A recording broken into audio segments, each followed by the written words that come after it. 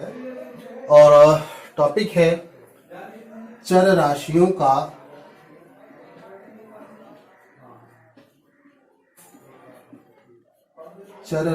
का गुणनखंड।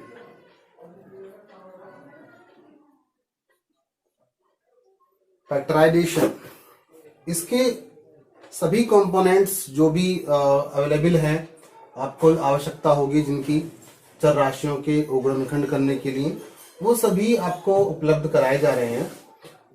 चर राशि गुणनखंड के लिए आप ध्यान से देखें इस वीडियो को, और इसकी सारी जो भी प्रिंसिपल्स हैं, थ्योरीज हैं, जिनके सिद्धांत हैं, किस तरह से ये वर्क करता है, काम करता है, उसको आप अच्छी तरह से देख लीजिए।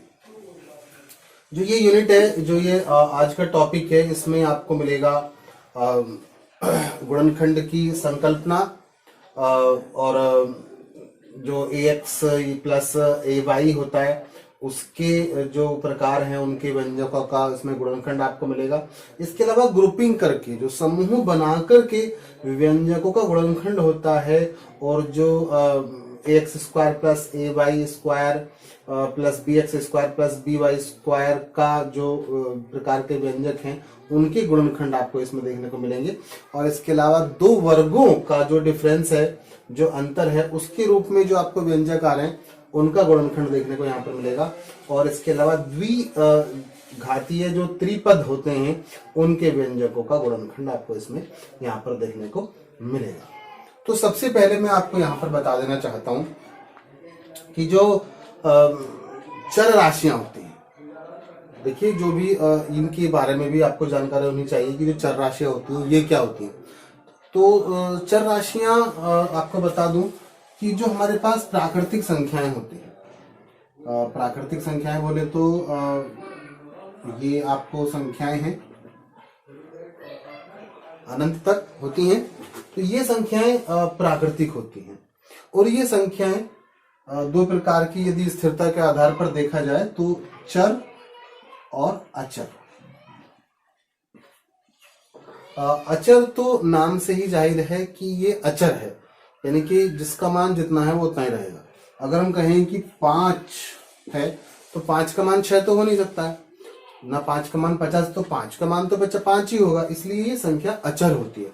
जबकि चर संख्याएं उन्हें कहते हैं जिनका मान अज्ञात होता है और जिनका मान कुछ भी हो सकता है, एनीथिंग, उसे चर कहते हैं। और इसलिए उसे कुछ अंग्रेजी के अक्षर होते हैं या ग्रीक रोमन, जो भी बुक के हिसाब से होता है, आपके अपने क्षेत्र के हिसाब से होता है, वैसे अधिकतर इसमें x y z a b c, इस प्रकार की जो अंग्रेजी के जो अक्षर होते हैं, उनके द्वारा इन्हें निरूपित किया जाता है। जिस प्रकार से अचर संख्याओं को पूर्णांक संख्याओं के रूप में, या घातांक के रूप में, या भिन्नों के रूप में, या परिमेय और अपरिमेय संख्याओं के रूप में प्रकट किया जाता है, उसी प्रकार से चर संख्याओं को भी प्रकट किया जाता है।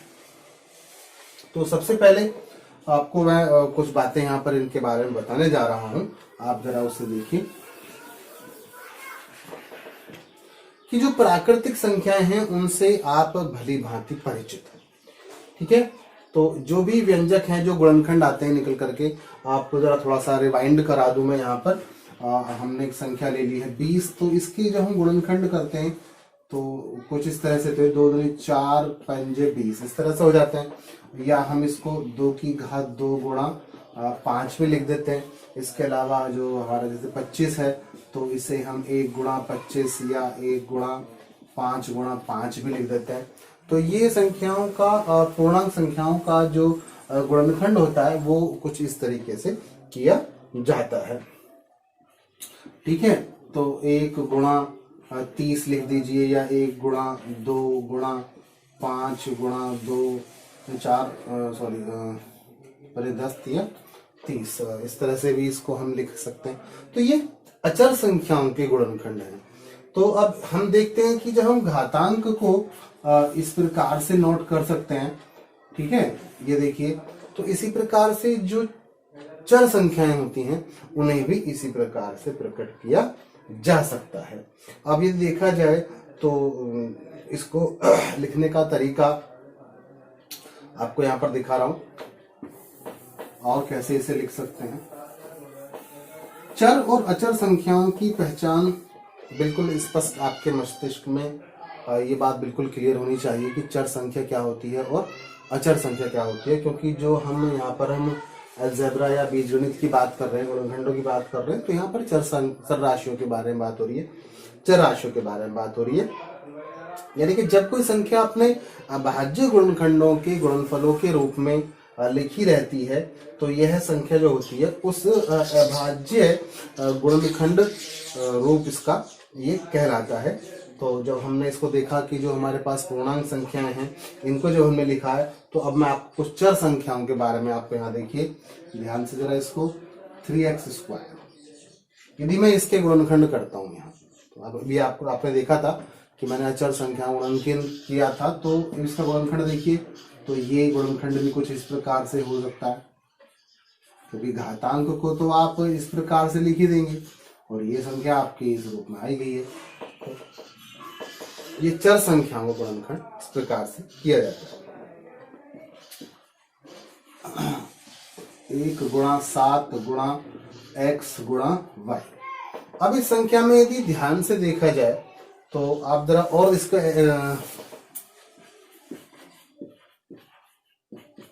तो ये जरा ध्यान से देख लीजिएगा कि किस तरह से इसको लिखा जा रहा है। मैं आपको इसको डिटेल में बताने वाला हूं। देखिए जो दो संख्या है ये एक अचर संख्या है, क्योंकि 2 का मान तो 2 ही रहना है। तो जो अचर संख्या होती है उसको तो हम बदल नहीं सकते हैं, लेकिन x की घात 4 यानी x के घातांक वो हैं 4, तो हम इसको 4 बार लिख लेंगे, 4 बार लिखेंगे। और y चूंकि एक ही बार है तो उसको घात 1 है तो उसको एक ही बार लिखा जाएगा। और अब देख रहे हैं कि जब हम इसको और अधिक ध्यान से देखते हैं तो एक तो सभी में आ रहा है, उभयनिष्ठ है, तो जब हम इनके गुणनखंड करेंगे तो इस एक जो एक आ रहा है इसको हम छोड़ देंगे, अर्थात इसको बार बार नहीं लिखेंगे। इसलिए एक तो सभी राशियों का गुणनखंड होता ही है, चाहे वह चर हो चाहे वह अचर हो। एक प्रत्येक का गुणनखंड होता है, ये बिल्कुल स्पष्ट है, नियम है, गुणनखंड होता है, यानी कि चर का भी और अचर का भी, दोनों का होता है। तो इनको इस तरह से लिखा जाता है, यानी कि हम इनको जो लिख रहे हैं तो बीजीय व्यंजक एक वही हुआ, चर राशियों गुणनखंड एक वही हो गया, तो ये वही संख्याएं या वही बीजीय या फिर वो वही व्यंजक हुए जिनका गुणनफल इसके संख्या के बराबर होता है। अब थोड़ा सा और आगे बढ़ते हैं, क्योंकि संख्याओं के साथ साथ जैसे जैसे संख्याएं होती हैं उनके साथ कुछ क्रियाएं की जाती हैं, प्लस या माइनस की कुछ क्रियाएं होती हैं, उसी प्रकार से व्यंजकों की यानी कि बीजीय व्यंजकों की भी संक्रियाएं की जाती हैं। ध्यान से देखिए जरा, 5 + 3 + 8। अब ये क्वेश्चन मैंने आपको पहले भी बता चुका हूं कि 2 प्रकार से किया जा सकता है, यानी कि 8 और 3 11 करें और ब्रैकेट के बाहर चूंकि कोई निशान नहीं है इसलिए यहाँ पर मल्टीप्लाई का निशान माना जाएगा, आपका 55 आ जाता है। लेकिन आप चाहें तो इसे इस प्रकार भी कर सकते हैं, ये देखिए 5 ब्रैकेट के बाहर है तो 5 की मल्टीप्लाई इसमें भी किया और 5 की मल्टीप्लाई इसमें भी कर लिए, तो 5 × 3 और 5 × 8। अब इसको यदि हम रिवर्स में लेते हैं तो 5 चूंकि दोनों में है, कॉमन हुआ, तो हम इसको इस प्रकार से लिख सकते हैं। अब इसी प्रकार से एक संख्या ले लीजिए xy + xz। अब चूंकि यहाँ पर x तो दोनों में कॉमन ही आ रहा है तो आप इसे इस रूप में, इसको इस रूप में लीजिए और अब को इसको इस रूप में कर लेंगे, तो फिर ये हमारे पास क्या बच जाता है, y + z बच जाता है। इसको गुणनखंड करने का जो तरीका होता है, अब इसके जो गुणनखंड कहे गए, एक तो x हो गया और एक दूसरा y + z, इस संख्या का गुणनखंड ये होगा। और देख लीजिए, क्योंकि संख्याओं के माध्यम से आप इसको समझते हैं तो ज्यादा इजी रहता है। अगर आप इसको सीधा सीधा चर राशियों के माध्यम से सीधा करने की कोशिश करेंगे तो ये समझ में नहीं आएगा। बिल्कुल सरल से कठिन की ओर आपको यहाँ पर ले जा रहे हैं धीरे धीरे। जरा और देख लीजिए, 5x को मैं y+3 से देखता हूँ। तो मैं जरा इसको देखूं तो अब इसको बिल्कुल मैं यदि गुणनखंड करने की कोशिश करता हूं तो इससे गुणनखंड क्या होंगे? बहुत ही आसान है, 5 हो गया। एक तो हमको लिखना नहीं है, मैंने अभी पीछे बताया था कि एक नहीं लिखना है, गुणा x गुणा y+3 यहाँ पर है। ये हमारे इसके फैक्टराइजेशन हुआ, गुणनखंड हो गया, यानी कि इसके 3 गुणनखंड निकल करके आते हैं। एक तो 5 कॉमा लगाया x और y+3, 3 गुणनखंड यहाँ पर इसके निकल के आते हैं। अब एक और आपको एग्जाम्पल यदि मैं दूं, क्योंकि इसमें बीजीय व्यंजक जो होते हैं ये दरअसल में कई प्रकार से लिखे जाते हैं, तो मैं आपको और इसमें एग्जाम्पल दूंगा तो आपके ज्यादा जल्दी स्पष्ट हो जाएगा, क्लियर हो जाएगा आपको। इसमें यदि आप इसको ध्यान से देख लेते हैं तो आप सोचिए, बताइए कि इसको किस प्रकार से इसमें गुणनखंड कौन कौन से होंगे। तो बिल्कुल स्पष्ट है, तो 3 हो गया, एक ये आपका y+1 हो गया और ये y+2 हो गया। इसके 3 गुणनखंड, इस क्वेश्चन के 3 गुणनखंड यहाँ पर स्पष्ट रूप से आ गए। ठीक है, अब और एग्जाम्पल आपको इसमें बिल्कुल और ज्यादा मॉडिफाई करते हुए इसको आपको और ज्यादा क्लियर हो जाएगा, क्योंकि जब तक आपको ये सब समझ में नहीं आएगा तब तक आप इसके क्वेश्चंस आगे की तरफ के जो आएंगे, जो मेन गुणनखंड आएंगे, जैसे कि शुरू में बताया था कि आपको द्विघात भी लगाना है, त्रिपद भी लेना है, बहुपद भी लेना है, तो वो सब आप लोग इसमें नहीं देखेंगे तो उसको थोड़ा सा गड़बड़ हो जाएगा।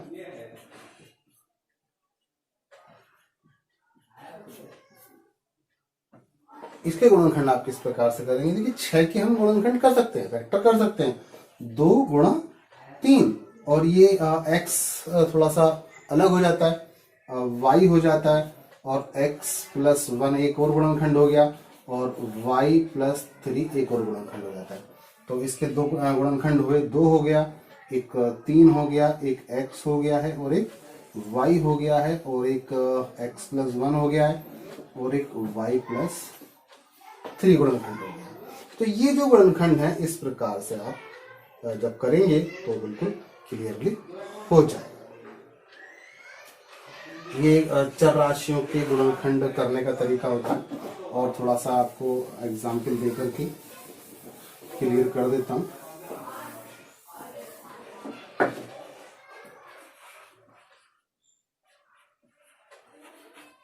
जरा इसको ध्यान से देखिए, क्योंकि 8 इसमें भी कॉमन है और यहां भी कॉमन है, तो सबसे पहले तो इसको ऐसे लिखा जाएगा। अब क्या हम 8 के गुणनखंड कर सकते हैं? जी हाँ, किया जा सकता है। तो इनके गुणनखंड हुए x+y, ये इनके गुणनखंड होते हैं, और इनके गुणनखंड करने का जो तरीका होता है वो होता है, और इसमें जो इसको हम कहते हैं सार्वनिष्ठ गुणनखंड या फिर उभयनिष्ठ गुणनखंड जो होता है, तो इसमें 8 जो है वो उभयनिष्ठ है, इसलिए इसको x+y के रूप में लिख दिया गया है। और एक छोटा सा एग्जाम्पल देते हैं।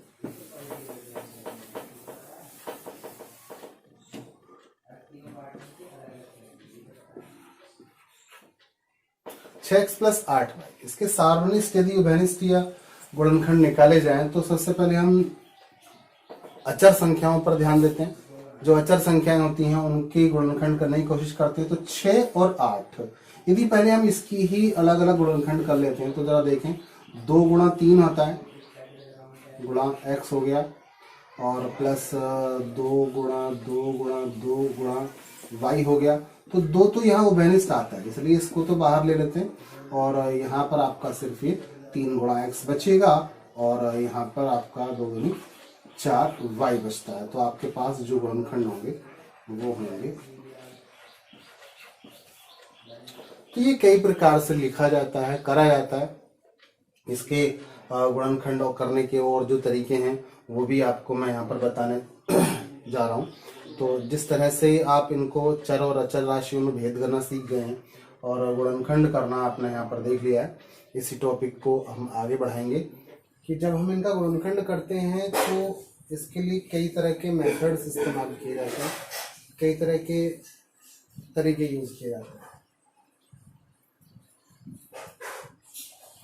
क्योंकि व्यंजक कई प्रकार के होते हैं, एक पद का भी होता है, दो पद वाला भी होता है, तीन पद वाला, 4, 5, 6, 8, ये इनकी पदों का जो गिनती है, काउंटिंग है, आमतौर पर वैसे तो 4, 5, 6 पदों से ज़्यादा नहीं होता है, लेकिन फिर भी यदि 8 पदीय क्वेश्चन आ जाएगा तो आप इसमें सोल्व किस प्रकार से करेंगे वो सब देखना है। तो उभयनिष्ठ बातें यानी कि सार्वभौमिक जो गुणनखंड है वो इसमें काफ़ी महत्वपूर्ण हो जाता है।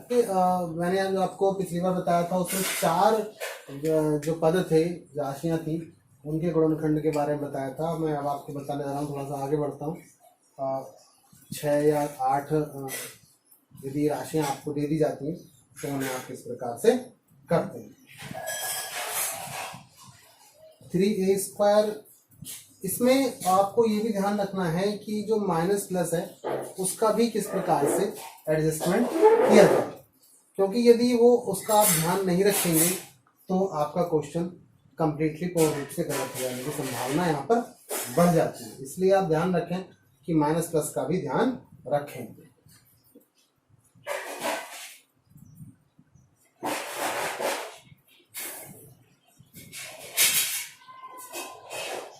यहाँ पर एक बात मैं आपको और बता देता हूँ कि ये आवश्यक नहीं है कि कौन सी संख्या कहाँ लिखी जानी है, क्योंकि प्लस माइनस के साइन आपको दिए गए हैं तो संख्या कहाँ लिखी जाएगी यदि वो आपको इधर उधर भी मिलती है तब भी आपका दायित्व बन जाता है कि उसको भी सॉल्व करें। तो उन संख्याओं को इस प्रकार से एडजस्ट कर लें ताकि आपको उसमें कोई परेशानी वाली बात ना हो।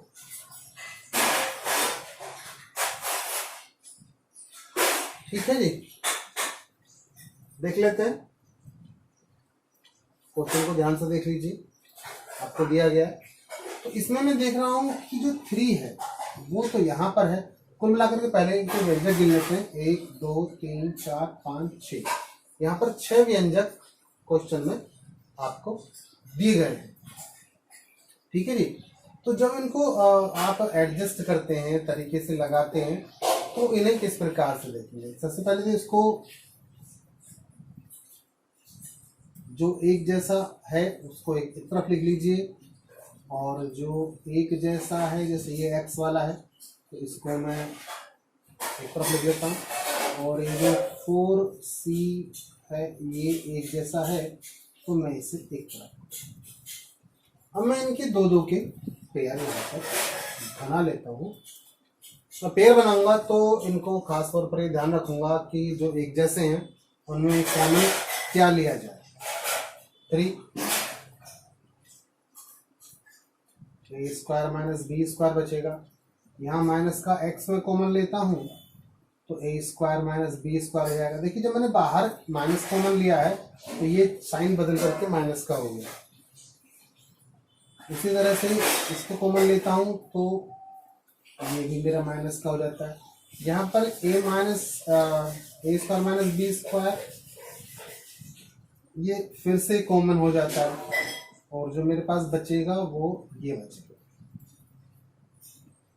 तो इस व्यंजक के गुणनखंड हैं a² minus b² 3 minus x minus 4c। ये एक तरीका होता है क्वेश्चन को करने का। जब हम इसको सोल्व करते हैं तो पेयरिंग का, ग्रुपिंग का बहुत ध्यान रखते हैं, क्योंकि यदि हम इनका ध्यान नहीं रखेंगे तो हमारा क्वेश्चन गलत हो जाए। अब आपको एक और इसमें फार्मूला बता देता हूँ, इसके आधार पर कुछ क्वेश्चंस भी आपको सोल्व करके दिखाता हूँ। वेरी वेरी इंपॉर्टेंट, बहुत ही महत्वपूर्ण है। आप जब इसे करेंगे और इसका अभ्यास करेंगे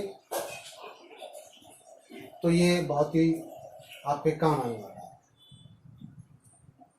देखिए एक फार्मूला है, यदि कोई संख्या हमको वर्गों के रूप में दी हुई है a² माइनस 2 ए स्क्वायर माइनस बी स्क्वायर है, तो इसका जो गुणनखंड होते हैं वो ये होते हैं।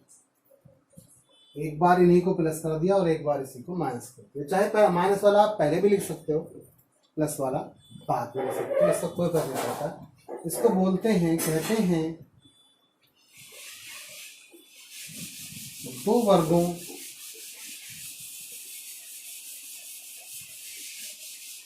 के अंतर के रूप के व्यंजक।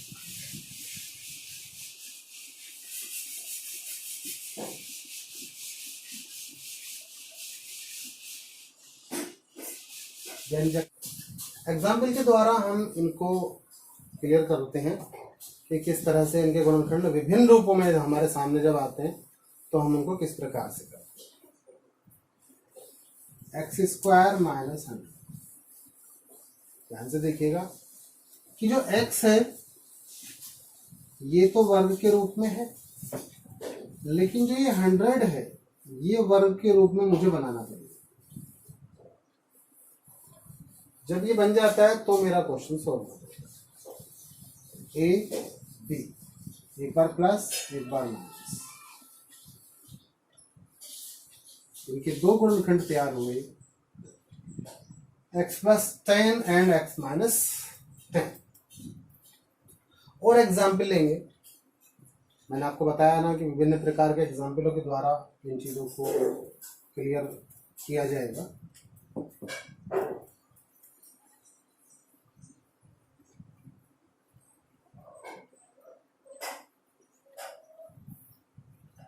Thirty six x square minus 49 y square. अभी पिछले क्वेश्चन में जैसे मैंने 100 को किया था उसी तरह से मैं 36 को भी स्क्वायर के रूप में ले लेता हूँ, 49 को भी स्क्वायर के रूप में ले लेता हूँ। जब मैंने स्क्वायर के रूप में ले लूंगा तो मेरे पास क्वेश्चन बिल्कुल रेडी है। 6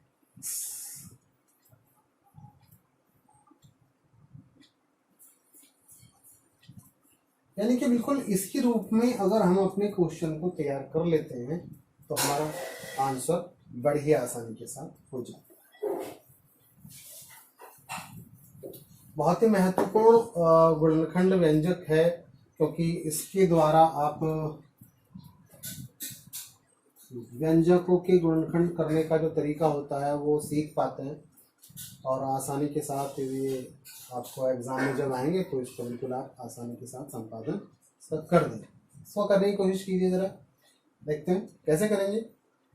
या 4 को पहले मैंने स्क्वायर के रूप में चेंज किया, बहुत इजी तरीके से आपको यहाँ बता रहा हूँ। देखिए स्क्वायर के रूप में चेंज हो गया, ए पहले से ही स्क्वायर के रूप में है और बी भी पहले से ही स्क्वायर के रूप में है। अब ये दोनों ही स्क्वायर के रूप में हो गए हैं तो आप इसे होल स्क्वायर लिख सकते हैं। माइनस बी का होल स्क्वायर, ये पहले से ही स्क्वायर था, एक बार प्लस करना है और एक बार माइनस करना है। आपके लिए क्वेश्चन बिल्कुल तैयार है, इजी तरीका है। ये इस तरह से होता है कि ये आपको परीक्षा में तो आता ही आता है, इसके अलावा जब तक आप मैथ पढ़ेंगे ये फार्मूला आपका पीछा नहीं छोड़ेगा और ये आपके काम आएगा बहुत ज़्यादा। इसलिए इस व्यंजक को कभी नहीं भूलना, ठीक है। और एग्जाम्पल दिखा देते हैं, ऐसे क्वेश्चन जहाँ पर किसी भी प्रकार का आपको वो नहीं मिल रहा है। अब चूंकि देखिए ए तो स्क्वायर में पहले से ही है, लेकिन जो 72 है क्या आप इसको किसी वर्ग में बदल सकते हैं? जी आप इसे वर्ग में नहीं बदल सकते हैं। 98 भी कोई वर्ग संख्या नहीं होती है। तो यदि मैं इसको 2 से डिवाइड करता हूँ तो मेरे पास ये बच जाता है 36a square minus 49b square. अब ये बिल्कुल क्लियर हो जाता है आपको। यहाँ पर देखिए 2 गायब नहीं होगा, 2 चलता रहेगा, तो एक बार प्लस लेना और एक बार माइनस लेना होगा हमारा आंसर तैयार हो जाएगा। तो हमारे यहाँ पर 3 गुणनखंड तैयार हो गए, ये जो चीजें होती हैं आपको ध्यान में रखनी होती हैं कि किस तरह से हम इन्हें गुणनखंड के रूप में लें। ये इतना इसका अभ्यास हो जाना चाहिए कि जैसे ही संख्या आपके सामने आए तुरंत आप इसे पहचान लें कि ये किस तरीके से करनी होगी, ये क्वेश्चन कैसे होगा, क्योंकि practice makes a man perfect. 144 का स्क्वायर 12, ये पहले से ही स्क्वायर है। एक को हम स्क्वायर के रूप में लिखें चाहे घन के रूप में लिखें, इसका मान तो उतना ही रहना है। बिल्कुल ठीक है। अब इसमें कुछ नहीं रखा क्वेश्चन में, एक बार आप इसे प्लस कर लीजिए और एक बार इसे माइनस कर लीजिए। भिन्न के रूप में भी हो तो भी कोई प्रॉब्लम नहीं है, आप इसको भिन्न के रूप में भी सॉल्व कर सकते हैं।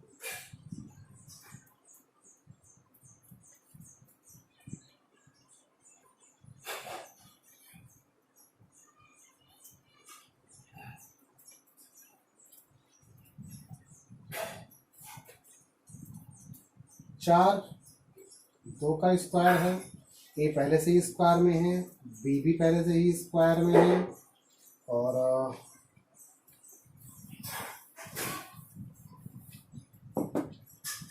ये देखिए 36 6 का स्क्वायर होता है और बटे 7 ये पहले से ही। एक बार प्लस करना है, एक बार माइनस करना है, आपके गुणनखंड तैयार हो जाए। एक बार प्लस किया और एक बार माइनस। अगर आप ये सोच रहे हैं कि इस ए से ये ए कट जाएगा, बी से बी कट जाएगा, तो ऐसी गलती ना करें, क्योंकि संख्याएं गुणा में नहीं बल्कि प्लस माइनस में है। हुए आपको बताया जा रहा है कि गुणनखंड करने के और क्या तरीके हैं। A square plus 2ab plus B square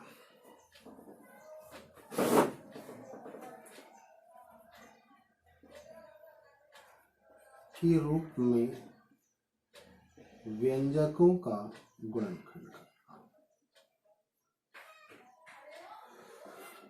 सबसे पहले जो इसमें प्रयोग हुआ है उसको अच्छी तरीके से समझ लेते हैं। सबसे पहले इसे देखिए कि ए स्क्वायर का मतलब होता है ए गुणा ए, 2ab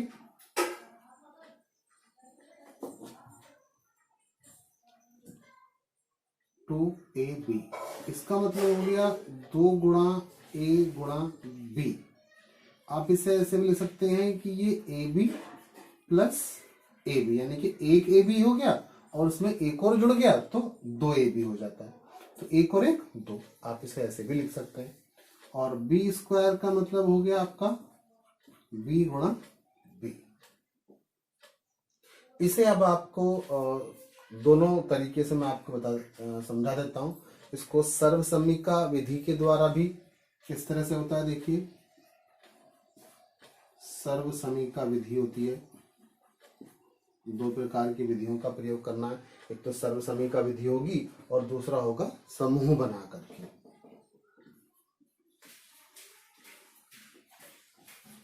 समूह बनाकर दोनों ही प्रकार से मैं आपको इसका गुणनखंड करके आपको इसको दिखा रहा हूं। जरा ध्यान से देख लीजिए कि हमारे पास किस तरह से है। सर्वसम्मिका से बनाया तो ये अब इसको लिखने का तरीका हो गया हमारे पास ए स्क्वायर प्लस ए बी, चूंकि 2 ए बी है तो 2 ए बी के लिए आपको बताया गया था कि a b plus a b होता है। ठीक है, तो अब इसको जब आप लिखेंगे तो ए स्क्वायर, तो हम पहले से मैं क्वेश्चन ले लेता हूँ, 2ab प्लस बी स्क्वायर है। इसको किस रूप में लेना है, क्योंकि हमारा ये जो गुणनखंड होता है ये a प्लस बी का होल स्क्वायर होता है। और घातांक रूप में लिखने पर इसको जब हम विस्तारित कर देंगे घातांक के रूप को तो a प्लस बी और a प्लस बी, यानी कि इसके 2 गुणनखंड हो गए हैं, एक तो a प्लस बी और a प्लस बी, दो गुणनखंड इसके तैयार हो गए। यदि आपको समूह बना करके आप इसके करना चाहते हैं तो अब आप इसे किस प्रकार से करेंगे। तो जैसा कि मैंने अभी आपको बताया है कि a b plus a b होता है, तो इसको मैंने ये देखिए ये हिस्सा लिया और जरा इसको भी और आगे बढ़ाता हूं मैं, plus a b plus B square. अब जब पिछले एक बार क्वेश्चन में आपने देखा था कि 4 पद हमारे पास हो गए थे, तो हमने दो दो पद के समूह बना लिए थे। यहाँ पर a कॉमन लिया तो a प्लस बी बचा, यहाँ पर b कॉमन लिया तो a प्लस बी बचा, इन दोनों को कॉमन लिया a प्लस बी और a प्लस बी, ये समूह बना करके इस प्रकार से कर लिया जाता है। आगे देखते हैं, इसी प्रक्रिया को क्वेश्चन के रूप में आगे बढ़ाते हैं।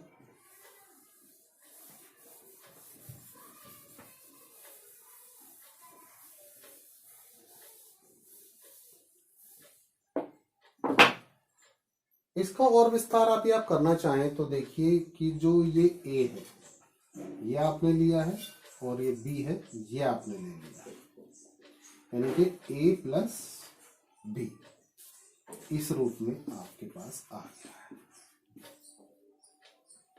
Very simple. अब इसको क्वेश्चन के रूप में किस तरह से बनाया जाता है वो भी देख लीजिए।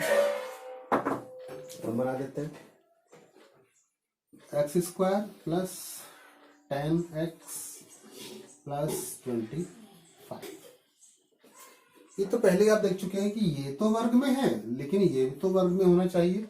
यानी कि यदि मैं इसे वर्ग में करता हूं तो इसको भी तो वर्ग में करूंगा, और ये जो है इस रूप में होना चाहिए 2 गुणा ए बी, यानी कि 2 इंटू ए हमारे पास है x, यहाँ आप देख रहे हैं a की जगह हमने x का रूप लिया है और b की जगह 5 का रूप लिया है, इंटू 5। ये हमने इस रूप में ले लिया। हमारे पास क्या बचा, हमको जो इधर उधर दिया होता है x प्लस 5 और x प्लस 5। आप इन्हें सर्वसमीका के माध्यम से करते हैं या इन्हें आप समूह बनाकर करते हैं, आपको दोनों विधियों से यही आंसर आने वाला है। एक क्वेश्चन और देख लीजिए। सर्वसमीका के द्वारा भी आपको दिखा रहा हूं भिन्नात्मक रूप में, और समूह विधि द्वारा भी दिखा रहा हूं, बड़ा ध्यान से देख लेते हैं।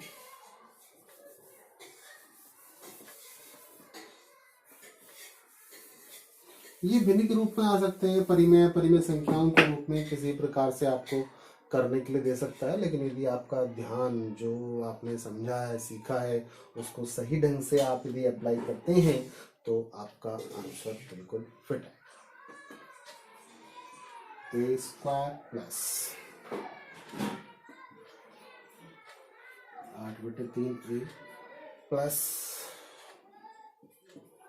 16/9, ये आपको गुणनखंड करना है। गुणनखंड करने के लिए अभी अभी मैंने आपको जो तरीका बताया है उसी को फॉलो कीजिए। ये तो स्क्वायर में है ही है,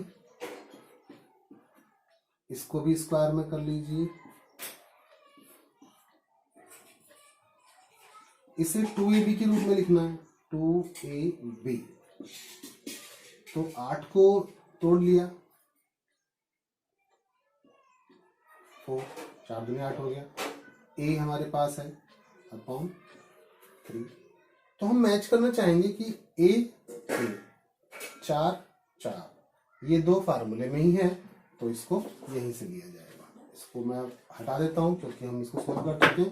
तो हमारे पास तैयार है a प्लस 4/3 और a प्लस 4/3, दो गुणनखंड हमारे तैयार हो गए।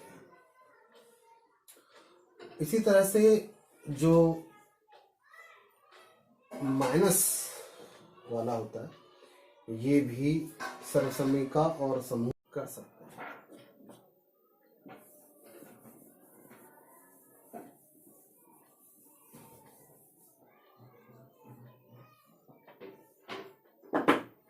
माइनस हो गया।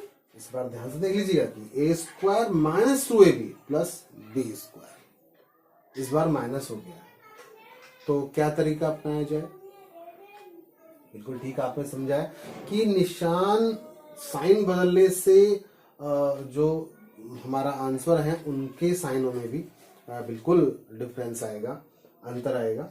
एक एग्जाम्पल के द्वारा आपको बिल्कुल एकदम क्लियर कर दिया जाएगा यहाँ किस तरीके से क्वेश्चन होता है। तो आप अच्छे तरीके से इसको देख लीजिए। 144 वही तरीका है, कुछ भी नहीं बदला है, वही तरीका है, लेकिन साइंस अवश्य ध्यान रखेंगे, साइन जरूर बदल जाएंगे, इनके चिन्ह बदल जाएंगे। x का स्क्वायर हो चुका है, ये मैं लूंगा तो ये आपको बताया जा चुका है। देखिए स्क्वायर्स और क्यूब्स आपको लर्न होने चाहिए। स्क्वायर्स याद हो तो कम से कम आपको 35 तक के स्क्वायर्स और 25 तक की क्यूब्स याद होनी चाहिए। क्यूब्स और स्क्वायर्स ये बहुत जरूरी है।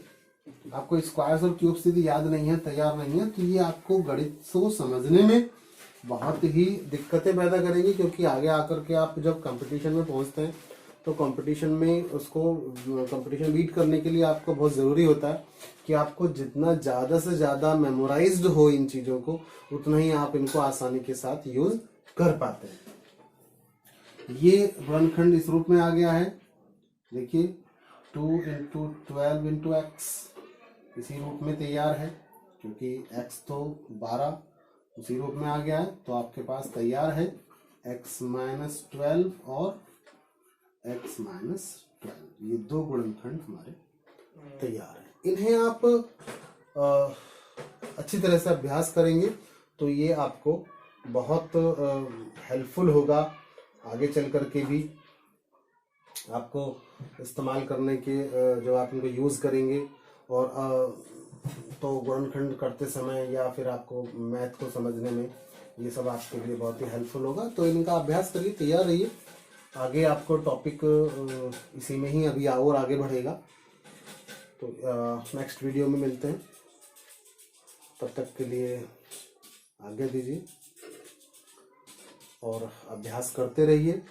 किसी भी तरह की कोई भी समस्या आती है आपको अभ्यास में, चरराशि गुणनखंड में, तो वो आप अच्छी प्रकार से जब प्रैक्टिस करेंगे, देखिए बिना प्रॉब्लम सोल्व किए आप मैथ को नहीं सीख सकते हैं। जब तक आप इसको प्रॉब्लम को सोल्व नहीं करेंगे, प्रॉब्लम सोल्व करिए। मैथ की एक्सरसाइज आपके पास नहीं है तो आप हमको मैसेज कर दीजिए, हम आपको एक्सरसाइज भेज देंगे, और पहले भी भेजते रहे। तो इन चीज़ों को जो आप सॉल्व करेंगे तो प्रॉब्लम आएंगे, और कहते हैं कि गलती करके ही इंसान सीखता है। तो आप गलती करिए लेकिन सीखिए। तो फिर मिलेंगे अगली वीडियो में, तब तक के लिए अनुमति दीजिए। Bye bye. घर पर ही रहिए और स्वस्थ रहिए।